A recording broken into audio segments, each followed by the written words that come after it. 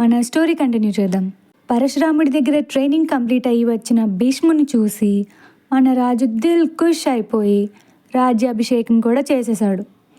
కానీ ఈ fissure women సత్యవతికి కుళ్ళు పెరిగిపోయింది. అదే అప్పట్లో రాముని చూసి కైకేయి ఫీల్ అయినట్టు. మరి సెకండ్ వైఫ్ రాజమాత కాలేదు, అలాగే వాళ్ళ పిల్లలు రాజులు కాలేరు. ఈ విషయం రాజుకు తెలిసి ఏం చేయాలో తెలియక బాధతో నీట్గా మంచం పట్టేశాడు. అప్పుడంటే రాముడికి పెళ్ళి అయిపోయింది కాబట్టి సీతను తీసుకొని అడవికి వెళ్ళిపోయాడు. కానీ ఇక్కడ భీష్ముడికి కాలేదు కదా. అందుకే గంగాదేవి సాక్షిగా భీష్ముడు ప్రతిజ్ఞ చేశాడు. అదేంటంటే, దేవవ్రత అనే నేను కురువంశానికి రాజుగా కాకుండా సేవకుడిగా ఉంటానని, అలాగే ఆ జన్మాంతం బ్రహ్మచార్యుడిగా అంటే బ్యాచులర్గా ఉంటానని ప్రామిస్ చేస్తాడు.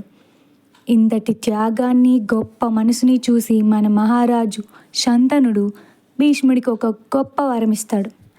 అదే స్వచ్ఛంద మరణం. అంటే తను ఎవరి చేతిలో ఎప్పుడు చనిపోవాలనుకుంటే అప్పుడే మరణం వస్తుంది.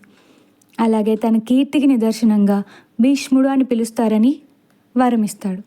మన హీరో రజనీకాంత్ చెప్పినట్టు అతిగా ఆశపడే ఆడది సుఖపడినట్టు చరిత్రలోనే లేదని, సత్యవతి వంశం ఏమైందో నెక్స్ట్ తెలుసుకుందాం.